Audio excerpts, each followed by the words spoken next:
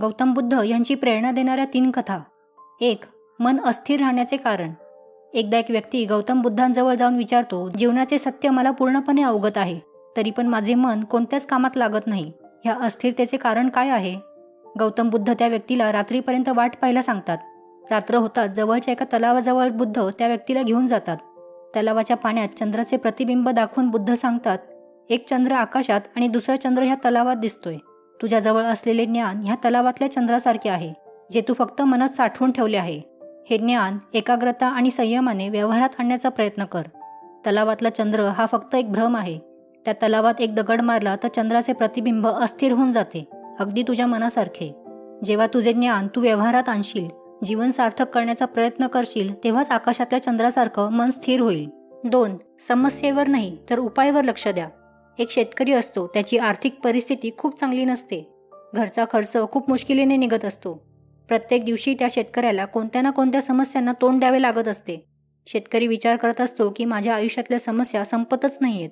शेतकऱ्याचा मित्र त्याला गौतम बुद्धांजवळ जाण्यास सांगतो. तेच तुला तुझ्या प्रश्नांचे उत्तर देतील असे सांगतो. दुसऱ्या दिवशी शेतकरी बुद्धांजवळ जातो आणि विचारतो, माझी पत्नी खूप चांगली आहे, पण पैशांच्या तंगीमुळे आमच्यात रोज वादविवाद होत असतात. माझी आई आजारी आहे.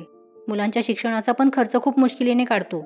भगवान बुद्ध बोलतात, तुझ्या या सर्व समस्यांचे माझ्याकडे समाधान नाहीये, पण एक गोष्ट समजून घे की हे आयुष्य आहे, ह्यात समस्या येतच राहणार.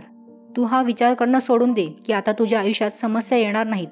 आयुष्य आहे तोपर्यंत समस्या येणारच. त्यामुळे तुला तुझे विचार आणि समस्यांकडे बघण्याचा दृष्टिकोन बदलायला हवा. अर्थातच समस्येकडे नाही तर उपायावर काम करायला हवे. 3. दिवा कधीपर्यंत जळणार.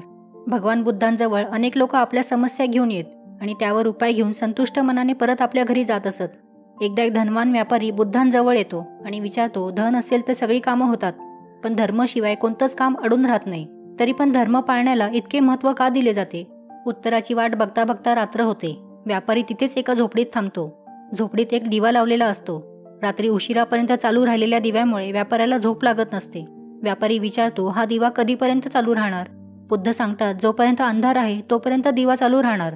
अगदी तसेच ह्या जगात जोपर्यंत अधर्म आहे तोपर्यंत धर्माचे पालन केले जाणार.